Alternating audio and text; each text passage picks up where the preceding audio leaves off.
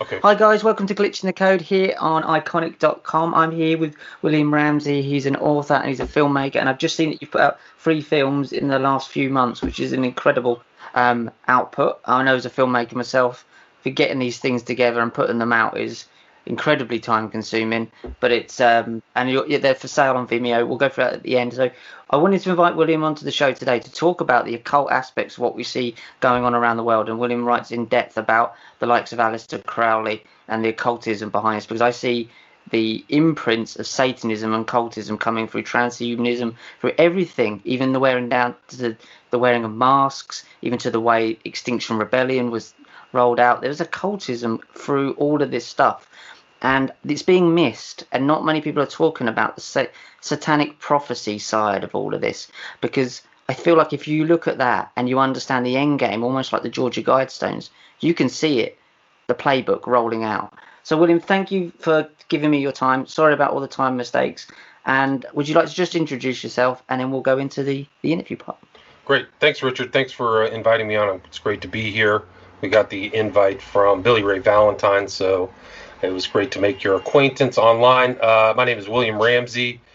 I am an attorney, author, filmmaker. I've done some journalism. I've done a lot of podcasting too. So I kind of stay busy doing a bunch of other different stuff. But like you said, I have put out some documentaries recently. They're on Vimeo on subjects like 9/11, the occultism behind 9/11, Occult Hollywood Volume 2, which I put out, which talks a lot of people, many of them from the UK, as a matter of fact. But and then Children of the Beast was more recently. It was put out about 3 weeks ago. It's 2 hours and 45 minutes of information just about the influence of Crowley upon cult culture and modern culture. And I spent a lot of time talking about that, but I almost feel like I didn't tell the full story of Crowley and how potent he was in influencing so many of the things that are happening today. And just like you said, transhumanism, I think it goes back to Satanism, of this kind of idea of Lucifer as the androgyne, and as exemplified in the image of Baphomet. And these are ideas that Crowley really put forward, and in his outlook, he really wasn't really, he's bisexual, but in his sensibilities, and also his followers have that kind of same sensibility. So I think it's an important topic to talk about. So when you saw all of this happening, COVID-19 and all this stuff kicking off in early 2020, did you see automatically, knowing, done the research you're doing, that there was a satanic element creeping through this? Did that kind of flag up with you early on? Well, for me, I feel like that agenda is there. So I think that there is an occult agenda in a lot of very important events, particularly 9/11, and a lot of the agendas through the UN and like the Georgia Guidestones, like you talked about, that the hidden or occult or secretive agenda is there, and it encompasses really the idea of what would be called biblical prophecy, which is, the idea of the Antichrist and the false prophet and these things that come to the end once the world ends. So, and you're kind of seeing these pieces moved around on the grand chessboard, so to speak, if you want to use that term, which is also an occult reference. The occultists like to use the chessboard as an example of their capacity to control and strategically move events. So you'll see the chessboard in varied places, much for example, in Harry Potter or in The Ninth Gate with Johnny Depp, you'll see the same symbol being used over and over again. So I think that COVID-19 is really an event that is really terrifying, because what, for me, in my understanding, is it's about man's imprint on the biosphere, because I think somebody took a real SARS virus and tinkered around with it, and that's why it's super lethal. But I do think that same agenda comes up. Oh, we've got to have vaccinations. We've got to, Bill Gates comes out of nowhere. I don't even know what his specialty is. I thought he was a tech person, but he's telling us what to do in regards to this pandemic. And you just see the changing of the government. Like the U.S. is just ramping up immense amounts of debt that can never be paid back. Mm-hmm. So you're looking at an additional crisis somewhere in the either near or mid future, at least for us, that's going to have to be reconciled or remedied. So I think that we're into very troubled times. Very troubled times, and as you say, if you start to see the Satanism, isn't it?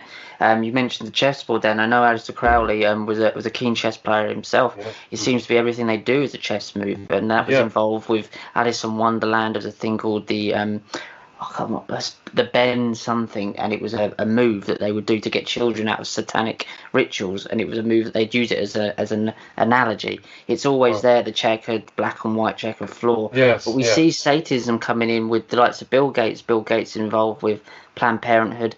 Planned Parenthood was obviously his dad was the head of Planned Parenthood, but IBM also, a lot of people don't know, IBM initially funded Microsoft into existence. IBM were the ones who funded the Nazi war camps, the tech there. So there's Satanism and this eugenics program, isn't there, moving all through this.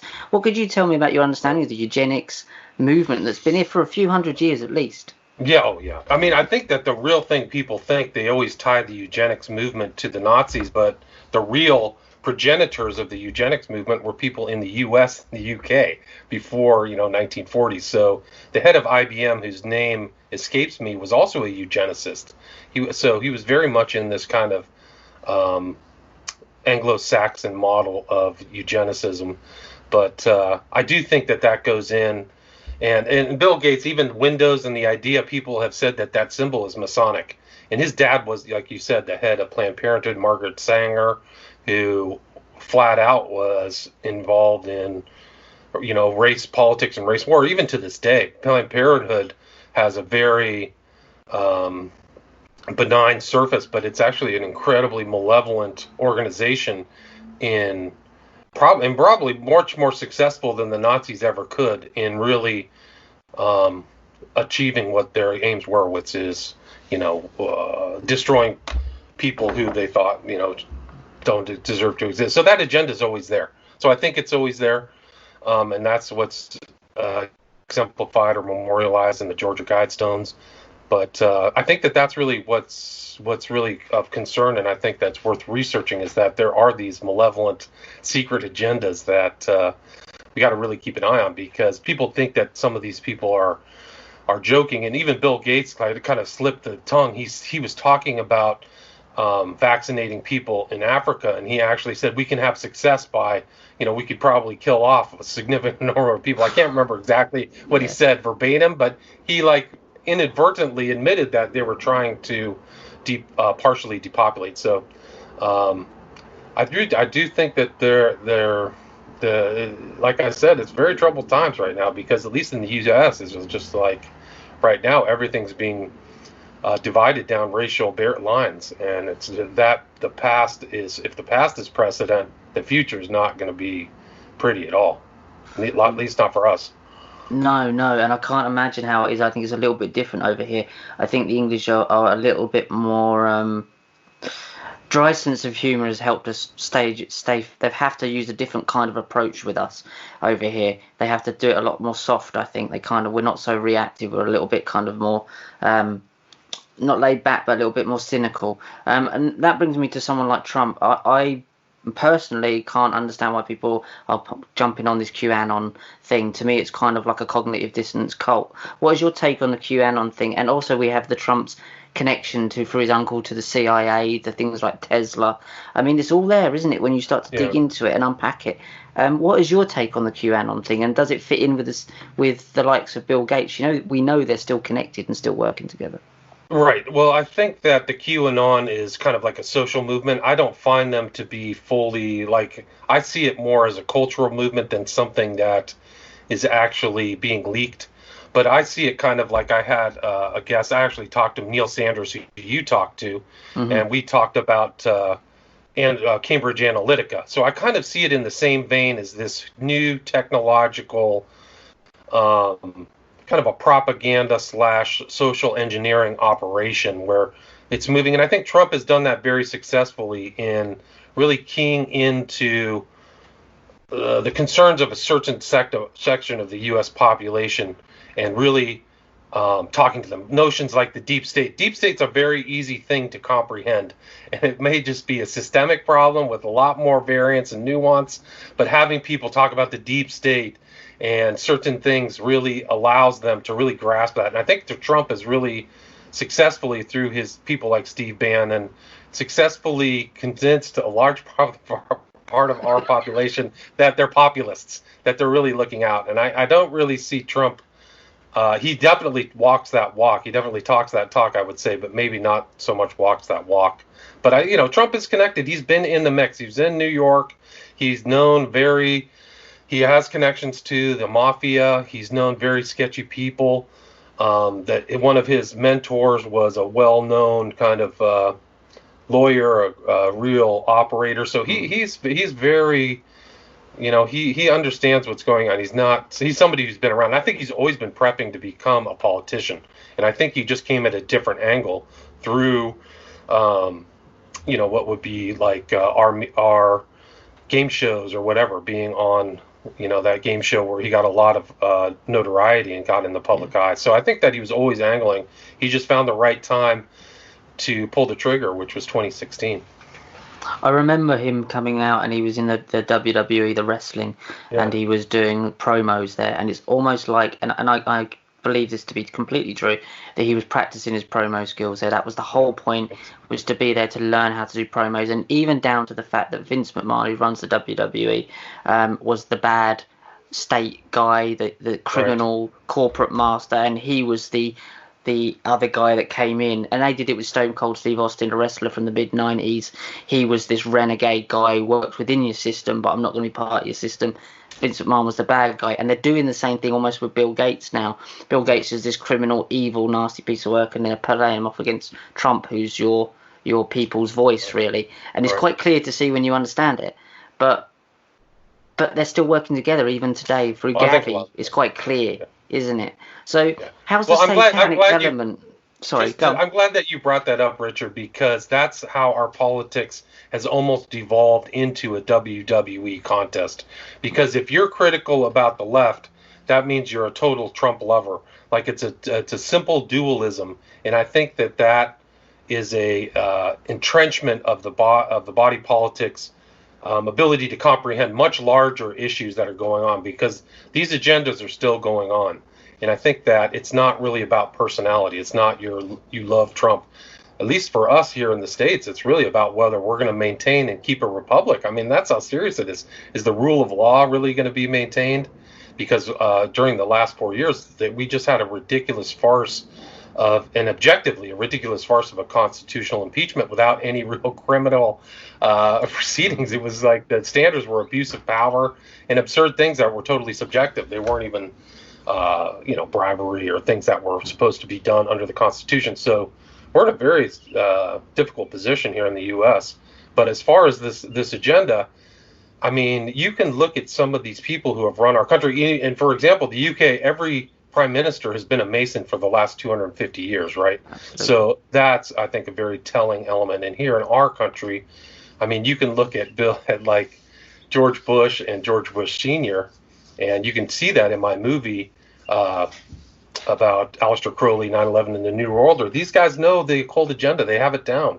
They're really kind of elite occultists, something that Aleister Crowley would really be admired, because that's really was his occult approach. He was not a populist. He was not a man of the people. He was always trying to find elites to transform in his ideology. So you see that agenda. So you see this Georgia Guidestones, who was done by R.C. Christian, right, the Rosicrucian Christian. And that symbol, and this is important, a lot of people don't know that, Richard, but even the actual idea of the monolith is, and I talk about this in Occult Hollywood Volume 2, is actually their symbol. So that's why the monolith in 2001 is the same dimensions as the monoliths that are at the Georgia Guidestones, as the same monoliths at the Millennium Tower right next to 9/11, as the same kind of dimensions as the United Nations building. Do you notice that they're all the same? There's a reason, because it's all occultism. So it's all that occult idea. And go look up the Millennium Tower. It's in the 9/11 event. It's incredible. So these people are putting these monoliths up. And do you know how tall the monolith is in 2001 that was written by Arthur C. Clarke and directed by Stanley Kubrick? It's 11 feet. I've seen the film. Yeah, but it's 11 feet tall, right? And so 11 is their number of the New World Order. That's why September 11th kind of came past, because it all And Crowley's system 11 had all kinds of alternate meanings. It was the number of magic. It was the idea, but it was also the prime number of the New World Order. His idea of the transformation of the world was also exemplified by the number 11. It's probably his prime number in his Satanism. So when people who aren't into Crowley or some other kind of occultism, they always think of these numbers like 666. These are kind of the Christian perspective because they come out of Book of Revelation. But Crowley had his own numbers, 11, 77, 93, which are Kabbalistic representations of his main ideas, which is thelema and agape, right? Greek words. Thelema is will, agape is love. So love, do what thou wilt, should be the whole of the law, love under will. That's kind of his axioms, right? But he simplified that. So you see these numbers also integrated into the events of September 11th, right? So even the day of September 11th, right? It's a 9/11, but also the planes were all, it was almost like a big ceremonial magical thing. The planes 11, 77, 93, 175, the planes, this was a masterful event to really transform the world, because even the height of the World Trade Centers, which is a huge 11 against the backdrop, were 110 stories, right? So it's like a big 11. Broken into 3 sections, right? So you had to kind of go up different elevators to go up. So the whole thing was like a huge kind of temple. So it was a big 33. It's just like all these occult numbers were integrated in that. So you see this agenda going on through different things, especially in the United States, that the public really just has they're kept from knowing through, initiation, because most people aren't initiated, but, and, very corrupt, banal media that doesn't really tell them the truth. So the agenda, and transhumanism particularly, is actually one of Crowley's things. And you had people like a guy who just died this year, Genesis P. Orge. Have you ever heard of him? Have you ever heard of the band Coil or yes. Throbbing Gristle? So he was like the head of Throbbing Gristle, but one of his main kind of approaches was he was going to transmogrify himself into a new being, where he was going to go through so much plastic surgery that he was going to be kind of become a person who was a mix of a man and woman. And he changed his pronouns. So instead of talking to himself as an I, he would say we, because he was kind of like this other being. Really remarkable guy, died 70, but involved in all kinds of really crazy stuff. Genesis P. Orge. I wrote about him in my book, Children of the Beast. But I think he was one of the early movers in this whole transhumanism movement. Really one of the very beginning. But his basis of that transhumanism was occultism or Satanism. He was a huge Crowley fan, and he had his own kind of cult that was called the Temple of Psychic Youth. Have you ever heard of that? Nope, that's a new one for me. Yeah, so it's all kind of based in the UK. They were kicked out of the UK because they were, I think it was 1991 or 2, they were raided, and they found that these guys were doing all kinds of crazy rituals under a big picture of Aleister Crowley. They were very, very dark. Have you ever heard of a guy by the name of Peter Christopherson, also a Brit, also in the UK? Oh, that rings a bell, that name, yep. Yeah, he did a lot of artwork. He did a lot of the artwork. He was involved in the artwork for Pink Floyd, Peter Gabriel. Yep. But he was also friends and associates with Genesis P. Orge. And I talk about him in detail in my book called, documentary called The Smiley Face Killers, which is on Vimeo, where there was like something going on where young men are being abducted and thrown in rivers. And there was actually someone in East London, his name, Stephen Port. You ever hear of a serial killer by the name of Stephen Port? But it's weird. There's a very strange underground these guys were involved in. I talk about it in my Smiley Face Killers. The title is The Smiley Face Killers, who is abducting, torturing, and murdering young men in the U.S. and UK. So I talk about all these cases that are happening in Manchester, outside of London, Sheffield, all kinds of different places where they go out at night and they disappear and they're found in water, sometimes 2 or 3 weeks later, which is very strange. But it goes back. Genesis P. Orge is actually a very strange person. But if you want to look into kind of the beginnings of transhumanism, I think he's an important figure to look at. So why would they be doing these things? Is it something they believe in, or is it something that they just believe in, or is it something that they see like a mathematical equation? Is there some sort of energy thing going on here that we just don't know about? I would say so. I think that it's part of that kind of occultism religion where you're an androgyne, like Genesis P. Orge called it the positive androgyne or the pandrogyne. So it's kind of moving those two words together. A pandrogyne. So it's a positive event to become both male and female. So it's in direct contravention between the kind of biblical standard, right? Because God made man, female. Men do their things, women do their things. And that's, you kind of have your old set roles, I think, in a biblical perspective. And the opposite, the transgressive approach of that is that you deny those differences and you become bisexual, androgynic or whatever. Like Crowley was bisexual. And a lot of these occultists, you kind of scratch under the surface. Their sensibilities are not from a, biblical perspective. So I think that they do, like Crowley got energy from transgressing. So that was kind of like his power. That's where he derived his power. So maybe these guys are getting what they think is spiritual energy from Satan or demons or whatever by doing these transgressive acts and getting away with it. Like, you got to see this guy, research this guy, Peter Christopherson. He's really a remarkable person because he was very intelligent. His dad was a professor, I think, in some university in the Midlands. And so he had a really high IQ, but he used to do very strange stuff. He would, read forensic manuals, about murders. He was really involved in figuring out how police look, the mechanics of, police investigations. But he was involved in really weird stuff. And there was a video called Broken that was done. Do you know the band? It's...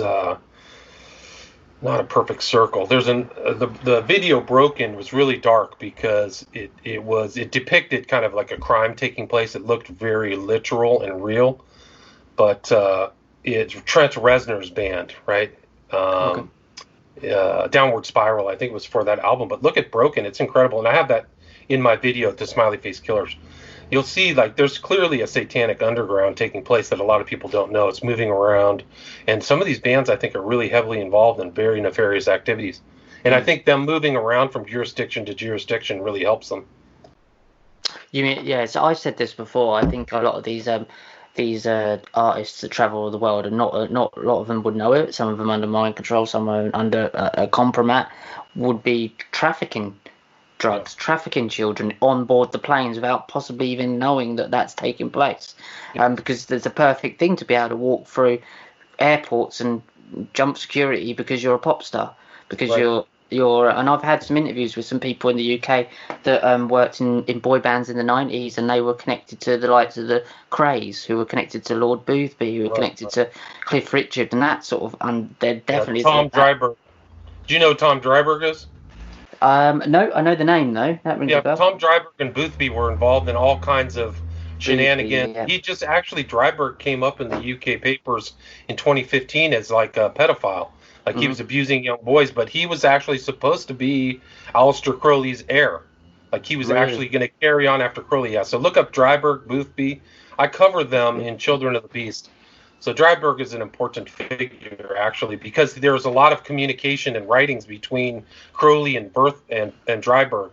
So they're talking, and it kind of gives you context of what's going on. And when Crowley died, Dryburgh went to go find Simons, who was Crowley's literary executor, and he took a bunch of papers, a bunch of incriminating papers, and snatched them right out of Simon's hands and walked off. And some of them were Simons wrote he was making oaths, he was literally making oaths to do what he will, and committed to this kind of satanic revolution. It's pretty fascinating. But yeah, I have pictures of him and Boothby together, so I know the Boothby craze story very well. Yeah, and then that goes on. I worked with a guy called Brian Harvey, who was in a band called E17. The lead singer of that, Tony Mortimer, was the one who held Reggie Cray's casket. He was one of the pallbearers. Oh, wow. He was connected to They was connected to the Crays, connected to the Boothbys, connected to this underground pop scene that goes back to the 70s, 60s, that goes back to the very underground. They make a lot of B movies in the UK, very terrible gangster type films that are clearly not for the budget doesn't go on the production, put it that way. It's quite clear that there's a write-off and it's probably going through drugs trafficking and all sorts. So there's a whole world there. Do you think that this speed up towards what we're seeing, this transhumanist agenda, they're bringing out this technology, that they see the Achilles heel is Satanism, and that's been dragged out into the light? There's child abuse, child trafficking, sexual abuse is clearly coming to the point now you can't get away from. Hollywood is a pit for sexual abuse. It's been actually, I found out that it's actually, Hollywood itself was a complete carbon copy of a place in Rome called Holywood, where they used to get Satanists used to get the rich and the famous to come in and promise to make them a star through rituals, and they would pillage them, kill them and rape them and keep the goods for themselves. And it was around a called Lake Diana in Rome. Right, I've heard of Lake Diana. Yeah.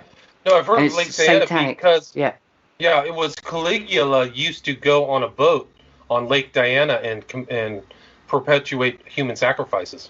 There's known that he did it. So really intense, dark stuff. Really dark stuff. So if you look at Hollywood, the Hollywood Hills, and you look at Rome, Holywood, the hills are the same. And the pit where people live in the Hollywood Hills is where the Lake Diana is in Rome. It's incredible when you look into this stuff. So my question to you is, do you think that they realise that they can't hold the lid on this Satanism much longer, and that's the Achilles heel? That's what the big worry is. I think you're right. I think that they're always trying to keep it quiet, but there are hints at it, that you can see that in these films. And I think that's why I kind of made the Occult Hollywood documentary, is because they're showing their numerology. They're showing their symbolism. And there's so much of it that they know. Like 2001 is a massive occult ritual in a lot of ways, leading up to the events of 9/11. It's not a coincidence that 2001 is the same year that 9/11 happened. Yeah. So these guys are thinking on longer terms and over time, and dates are very important to them on this kind of occult, especially a guy like Arthur C. Clarke, who was a super genius. But and like Crowley too, just because you're very intelligent doesn't mean that you're going to make the best decisions for humanity, right? A lot of these people are working against the interests of, I would say, an egalitarian, well-off society. They don't seem to have that in interest. And I think that's the darkness of the pedophilia. But to get to your question, I think it's coming out. I don't think that they interpreted or anticipated the fact that people would just instinctively find a way around their control system. So they won't just eat out of the hand of the corporate media that are all, at least in the United States, all the corporate media here is so concentrated. It's owned by like 5 companies. Yeah. So you don't really have to, as a politician, you don't have to do a lot of work to manipulate it. You just have to pay off those people at the top, or compromise them, or give them tax breaks or something where you can have them in your hand and they'll do your bidding. So it's not that hard, especially. So I think now you have shows like this, or even my shows or my attempts to explain things, is people are curious to see what they're not. And I think that's the importance of a movie like Eyes Wide Shut, and really kind of a crazy statement by Kubrick before he died, is to actually reveal what I think is the truth, is that these are secret societies that really are ruling things, that they are secret rituals, and these kind of sex magical rituals, like what took place as depicted, I think it was a Rothschild mansion somewhere outside of London, right? Yeah. And I think that that's really was the secret truth that he exposed. And that timing, to me, was also incredible, because it was right before 2001. So you had really incredible movies in 1999. You had that movie. You had The Ninth Gate with Johnny Depp, which is like almost like a satanic, like Pilgrim's Progress, like almost like and it ends with a Crowley ritual, a definitive Crowley ritual, which is his marriage of the beast in Babylon. And Johnny Depp is the beast, and Babylon is this woman, and they're literally redepicting a Crowley ritual. And you'd have to really be a very, very intensive or like a critical occultist to realize that. Like, otherwise you would just be like, what's going on here? I bet 99% of the people who watch that movie, like, something weird's happening. But it's definitely a Crowley related ritual, because Crowley absorbed or twisted all of these concepts from the Book of Revelation and integrated them into his religion. And that was one of them, was the beast. Like, he called himself the beast, and all of his consorts were the Scarlet Women, right? Anyway, so you had incredible movies in 1999. There were another one. I think there was a one with Schwarzenegger where in the background the devil shows up and then the Twin Towers are in the background. Was that End of Days? Yeah, I think it was either End of Days. Yeah, you had these. I mean, the timing was just incredible. So the public is definitely much more curious of what's going on, but I think that they're realizing that these occult ideas really are affecting world events and things. I think that may be something that the people, the real puppet masters, may not have anticipated the public would really find out about. And you mentioned there that Kubrick did Eyes Wide Shut just before he died in the most mysterious ways. Also, David Bowie released Black Star just weeks before he died. Was it the Black Star album? And that is full of it. Just talk to me about. I don't know much about it, but I know that it's full of occult symbolism. Oh, it's fully occult. I mean, the whole thing, the center of it all references a Crowley ritual. I forgot the name of it offhand, but it's like but there's one line in there that's a direct quote from Crowley. But if you watch the interest, the whole concept is that that Bowie is actually Major Tom, right? And so you see the beginning of that video, and I do it on my YouTube channel. I tried to break it down. So if you go to William Ramsey Investigates and type in David Bowie, you can write in and look at my analysis. And I think I probably only scratched the surface, but because there's all kinds of weird things going on. But there's a smiley face right on his lapel, right on Major Tom's lapel. And so you see the smiley face motif. You were talking about the 60s and 70s underground. That motif is very commonly used, and you see it in Alan Moore and the Smiley Face Killers. It's very strange. It's a very kind of dark, and I describe what I think that means in my work. But it's just, David Bowie was. My understanding is that he was a practicing ceremonial magician. He just kept it real quiet, and so you see that ceremonial magic ideas put through that. The candle is in the video. You see the staircase. You see, I think it was the city of Ormond, the city of the serpent. So you see how sophisticated he really was in putting that. In the very end, it's almost like he's mocking all three world religions, because at the end they're being crucified. It's Islam, Judaism, and Christianity are depicted at the very end, and there's some kind of beast moving around in the bush.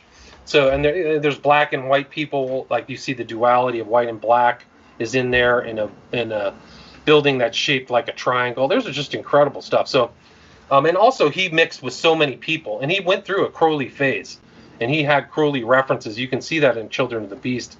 I think one of the songs is like Station to Station is a direct reference to the Kabbalah, Stations of the Kabbalah. So he's talking about that. So at a certain point in his very young life, he was a very sophisticated occultist, you know. It wasn't something that he came to later in life. So he knew, I think, a lot about that and integrated. Like he said, he was immersed in Crowley's uniform in one of his songs. I think that was Quicksand.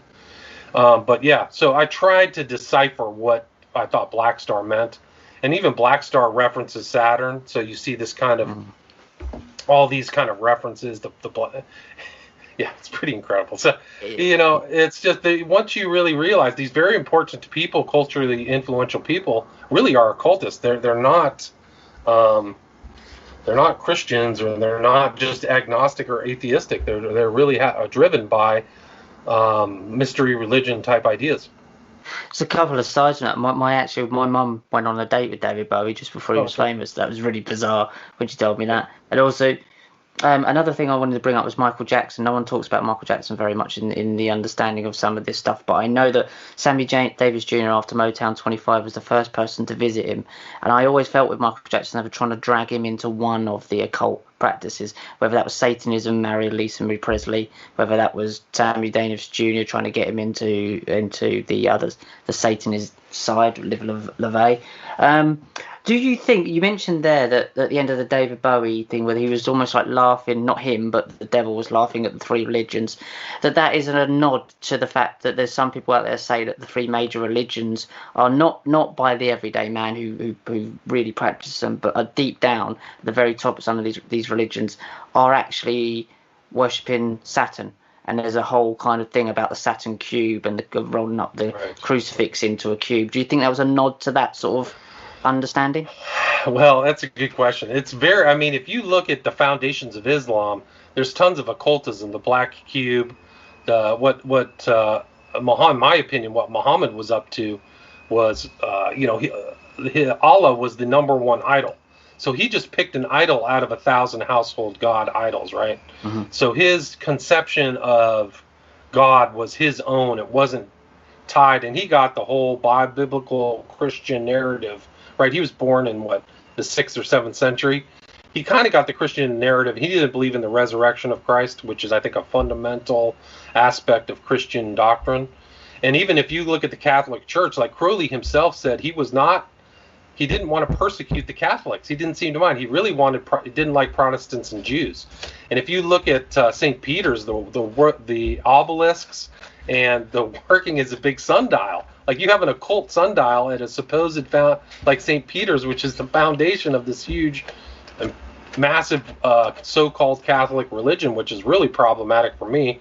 And then even Judaism, if you get into certain aspects of Judaism, which is a big tent, some of it's flat out occultism. Kabbalahism and some of these other aspects can be called Judaism, but you could have, within Judaism, they're always, just like Christians, they're bickering at each other about what's the actual real fundamental doctrines. So to say that there is a dark hand within these religions, I think that it comes and goes. Like, if you look at the history of the so-called popes of Catholic religion, some of them, like Alexander VI, who Crowley thought he was a resurrection of him, was basically like eyes wide shut. Like, they were having all kinds of crazy parties, like naked prostitutes, orgies. Like, that's the head of the Christian religion. That's exactly the opposite of the kind of ideas of the founder of that religion, who, maybe drank a little wine here and there, but definitely was not involved in that. I don't think that's an easy question, but I think that they can be usurped. I think that, like, I've heard some recent stuff about the American Christianism has like this, it's like almost like they're hypocrites, like it's a stage act. They don't, in their personal lives, they're not that much interested. They just get up on stage, prance around, preach a quarter gospel, and make a lot of money. So even the American Christian experience, what's called the Christian experience, is ersatz. It's plastic. It's fake. And especially since the 1950s, with the rise of a lot of televangelists and things like that. So to say, there's stories about American preachers that are not pretty. They're just not acting like on their personal lives. They don't act like they're hypocrites. They don't act like they're actually doing their religion. So some again, it gets pretty dark. And going back to Michael Jackson, if you see some of his albums, he has the 777 on his arm, which is Crowley's kind of like text, comparative religious text. Yeah. And I think it's at the end of Thriller that there's like, he quits, he turns back into a demon at the end of Thriller. And in the background, there's an obelisk. So he kind of, at least somebody who's surrounding him has an idea of numerology and symbology. And I think, I think that it's pretty much evident that he was a stone cold pedophile, and almost all the kids that he was with probably had sex with. So he was in that kind of vein. Like, I think that's what that element of pedophilia is to corrupt people and to pervert them towards, I think, a larger goal of like traumatization and creating this kind of darker world that these people inhabit. I think that there is a spiritual element to that. I think their intention is in the Catholic Church. So pedophilia, I think, is, and if you read about Kubrick and Clark, these guys, some of the stuff, have you ever read Crazy Days and Nights statements about Stanley Kubrick? Have you heard of the website Crazy Days and Nights? I haven't, no. Yeah, it's actually a really good website. I would highly recommend, if you're interested in deep diving some research, I would check out Crazy Days and Nights, because they're all entertainment lawyers in Los Angeles, and they just have the craziest stories, man. And I think a lot of them really are true, but they've successfully kept their real hands off of it by using fake names. So they just put the story out there and let people realize. There's a guy by the name of Jamie Deluxe, Deluxe, who has a YouTube channel where he's created videos based upon those stories. So if you're kind of more of a visual learner, that would be a good thing to, I would recommend people go look at Jamie Deluxe's video on YouTube. And but the story about Kubrick is that he was a pedophile as well, and that's Lolita. He actually was having carnal relationships with the women who were supposed to obtain that lead role, right? I forgot that, was it Nabokov's book, right? So, and Clark himself was known to frequent this club in, I think he was in Sri Lanka, Ceylon, raping little boys and giving them money. And guess where he used to go troll for little boys, or 12-year-old, 13-year-old boys? A ping pong place, right? So like Comet Ping Pong. So you see the symbol, and if you go back to watch Lolita, one of these important scenes between Humbert Humbert and I think Peter Sellers was them playing ping pong together. So this symbol it's a known, it's like the symbol that they know of, and it actually has like a kind of a sexual overtone to it. Like it gets really dark. God. But yeah. So they almost kind of have their own language within, like you would say when you read the biblical text, and you've got different versions of, one person will read it one way, one person will read it the other way, depending on your understanding and your not indoctrination, I suppose it is a little bit, your understanding and your teachings of what it actually says, and it's just different levels of reading the same thing. There's another thing with Hollywood.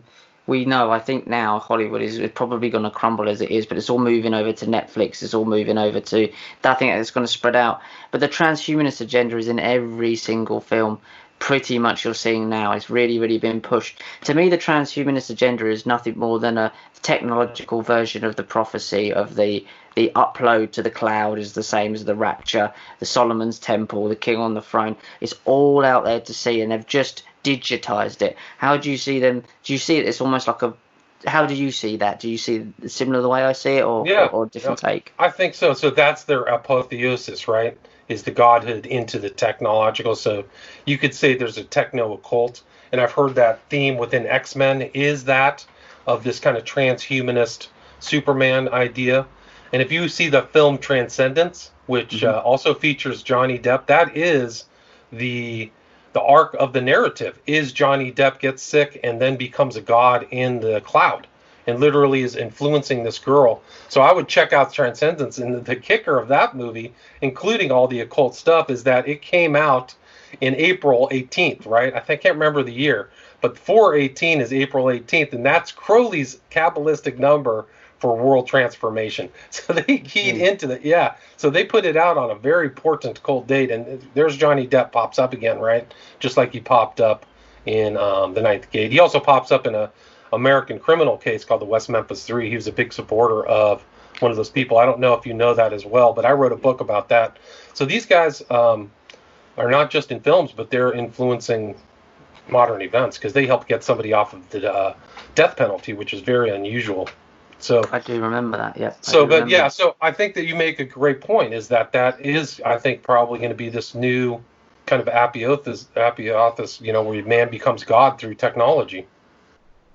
And it's always about playing God, isn't it? It's always about becoming more than God. The Tower of Babel, back to different, they used the same divide and conquer theology as that. They're not very creative in a sense. They use the same playbooks. They just dress them up differently. So they put Tower of Babel using different languages so we can't communicate. Well, now divide and conquer, Black Lives Matters, anything just to get you guys arguing with each other and miscommunicating everything. I see the QAnon is exactly the same thing. It's another way of miscommunicating, divide and conquer, black and white flooring, basically. And it's all the same playbook. Do you think, just a quick question popped in my head before we move on. Do you think they load these numbers then? You said that was like the April, I can't remember the date. You said 14th of April? Yeah, it's the 18th of April, 4/18. Go look up Crowley's number, Kabbalic number 4/18. Do you understand like how gematria works, where each word has a numerical value in either Greek or English? So each letter has a number. So that number is when you add them up, they add up to something. So that's how it's calculated. And so, like I said earlier, Thelema and Agape, both in Greek, add up to 93. That's why you'll see this number 93 associated with Crowley. Well, 4/18 was, I forgot which word it was, but it was the sum of like either global transformation or something. So Crowley, in his ideas, he wasn't just individual he was putting forward a religion, right? He called Thelema. But he had this overarching notion he was going to get rid of the old system and enter into the Aeon of Horus, right? So it was the old God, and the age of Horus was going to be called the birth of the child. So it was the new birth of the child, and that was going to be a a full change in the entire global spectrum. So he thought in very expansive terms, and that global expansive, and at least in his Kabbalic, led up to 418. I can show you something offline. And I think I included that in Children of the Beast because I put in one of his Kabbalic charts, and you can see how he is calculating these things. 93, 418, 77, and all these important numbers that were important to him. So yeah, that ties in with what I found out about Corona. Corona equals 666 if you add all the letters up. So I mean that was quite clear. They do it all the time. It reminds me there what you just said about Crowley saying that he was going to be the second coming. There's always this second coming thing, isn't there? Even with Sabbatai Zevi and then Jacob Frank later on. There's always a reincarnation of some sort of deity or some sort of god. What is that? Is that some sort of severe mental health issue, or is it just a grandiose narcissism? Is it psychopathy? What is that? 'Cause that's not mean you don't want to rule the world. Like you wouldn't want that responsibility, would you? I mean, that's just an odd thing to want. I think it's all of the above. I think it's narcissism, psychopathy, and everything else. I mean, I think it's very strange, but I think that when these people Crowley thought of himself as a prophet. He thought he was a prophet of the new aeon, right? So not just a prophet of an age, but he had a cosmological view. He really wanted to have, he had this very expansive ambition. And I don't know why they're all like that. If you look at Hitler, he was going to have a 1,000-year Reich. If you look at Scientology, like Hubbard, Scientology, we're going to transform the world. Even a lot of these people, even like Joseph Smith, like we're going to have this gospel all over the world. My book, they have this thing. And even Muhammad, for that, like the final end of Islam is the conquest of the whole world, right? It doesn't end. That's why you're never going to see the end of what we call terrorism, because the fundamental doctrine within Islam is world conquest. Like Islam is all over the world. Everybody's going to submit, right? That's what Islam means, is submission. So that's why there always will be conflict as well. So, I mean, even Jesus, but Jesus more was like share the gospel all over the world, even though it's taken on forms of definitely subjugation and, financial, political control. But, I don't know why all of them kind of get to that. All of them get to that level where, global conquest is what I want. I don't know. I think it's like I was speaking to someone else, Richard Willett, who I know quite well, and he said that anyone who would want to be president, anyone who would want to be the king of the world, is surely not someone who should want to be king of the world. It almost should be put upon you, and you're like, okay, I have to do this. But to want it implies the need to control other people, and that's a dangerous person, in my opinion, to even be there in the first place.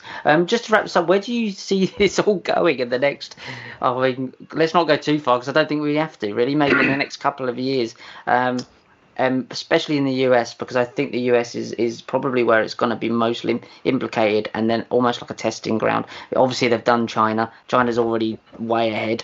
I think they're going to try and do the very similar things in most of the US, and then possibly roll it out over more of Europe. I think that you'll see kind of a movement away from the cities, more urban, more rural kind of people getting back to more safer environs. And I think you're seeing a real social change that's going to take place in the U.S. And I think a lot more conflict. I really think that some of these riots that we've been through are unfortunately only the beginning as far as people being dislocated. If you have this many people out of work here, 40 million people, I've spent a lot of time in Santa Monica in Los Angeles, and it looked like a war zone. When people went through there and looted it, those buildings are still boarded up. And I don't think those businesses are coming back. And that used to be a very thriving hub, like an anthill, like tons of people and tourists and things like that. It's empty on busy days when it should be busy. So I expect more dislocation. And I don't know if Trump and some of these people have the answer. And we're in real trouble because the other head of the Democratic Party is basically non-compos mentis. He's just not there. He's actually has dementia. So I don't know. It's very strange because here in the States, the left seems to put forward people who have literal brain damage, because Hillary Clinton also had brain damage in 2016. It was a massive cover-up. But so if he wins, I don't have a real optimistic view of even within the next couple of years. So I would recommend people really be prepared to make changes. And things are already happening here in the States. People are moving away from more expensive areas. They're either going back home to be close to family. They're making decisions that they never would have made 6 months ago. A lot of them based upon them not even having a job. So people, and those jobs, a lot of these jobs are not coming back. So you just see a kind of Brave New World type environment where you have your cities and then you always have your people in the woods to live in off-grid. I think so. I think that more people will make that off-grid decision, but it's very strange. I don't know how tight the screws will get on the control grid and things like that. It's already bad here. We're just pounded with propaganda all the time. There's actually people saying that they've moved to almost total military-style propaganda where you'll say one truth and they'll just pound on it just to lie and confuse people and keep people in a state of helplessness. And I actually tend to agree with that on some of the stuff on COVID. You can't get any clear answers, and I don't even think they're being honest about the foundation of the virus. So, I'm not optimistic about the near future at all. No.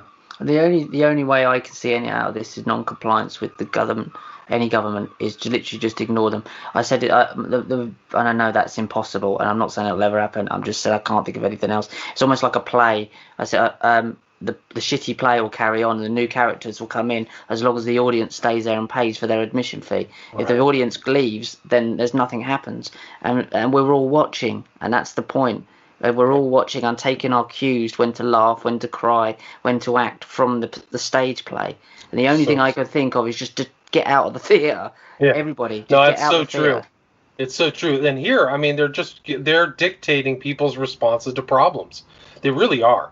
And I think that even here, the Black Lives Matter and a lot of these things are being exacerbated by corrupt media. And I think, the guy George Floyd, who was murdered, there's no way to minimize that, but it doesn't mean that all it's irrational to think that all police are doing that all the time, so I think that you really got to be very concerned about where you get your source of information and who's telling you what and telling you what to do and who to be outraged at, because there's definitely these outrages and these hysterias and these hypes are being promoted for political ends that aren't really in the best interest of the average person. Yep. And while you're stuck in at home, you're being gaslit continuously by the black box in the room. You're completely being gaslit. Thank you so much for your time, William. I know that you get on. I know you've got a busy day. Where can people find your work, and where can people find your films and get to see the work that you're doing? My documentaries are on Vimeo. You can probably just type in William Ramsey. I have 5 documentaries there, some of them in greater or lesser length. My longest one is 3.5 hours. Tons of work on this serial killings that are taking place that nobody seems to really want to talk about. Not the media, a little bit in the media, but definitely not the authorities want to put out a warning. But there, and then usually I'm on Twitter, Facebook, William Ramsey, and I've done a lot of work. I kind of am trying to get away from YouTube. They've just put my YouTube channel into nowhere land, cut off all the people linking to my channel. And but it's William Ramsey Investigates is there. And then I have a podcast with tons of interviews if people are interested in that, books, and a lot of people from the UK, as a matter of fact. But that's also William Ramsey Investigates. You can get that on iTunes, Google Plays, or any of these other iHeartRadio, any of these other podcast aggregators. That's fantastic. Thank you for your time. Well, over at Ickonic, we're always looking for new people to contribute stuff and to work with. Obviously, we fund films, we fund new content, we fund series. It's a Netflix for this sort of information. That's why we built it. Obviously, we've got the David Icke brand behind it, so we're quite lucky and it's doing really, really well. The subscription base is really well. So any ideas, concepts you have, films you want to make, series you want to do, please be in contact. Just let me know, and I can pass it on to Jamie, and we can chat about things, because this information is crucial and we want to keep it going.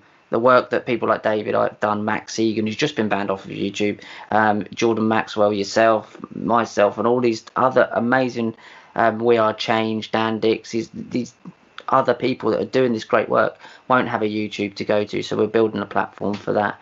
BitChute is one I would recommend as well. They don't censor, and we know the guys from BitChute quite well, so they're worth re-uploading your stuff there and just building that for a later day. It's worth a heads up. Guys, please go over and look at William Ramsey's work. I will put all the links in the bio below, in the description below, where you can find his documentaries, download his documentaries and rent and buy them there, and find his books and find his website. Thank you, William, for your time, and let's do this again, and let's also pick up some other topics, because I've learned a hell of a lot in the last hour that I didn't know about, and that's always a good thing. Thank you for your time, mate. Richard, guys, great to talk with you. Thank you.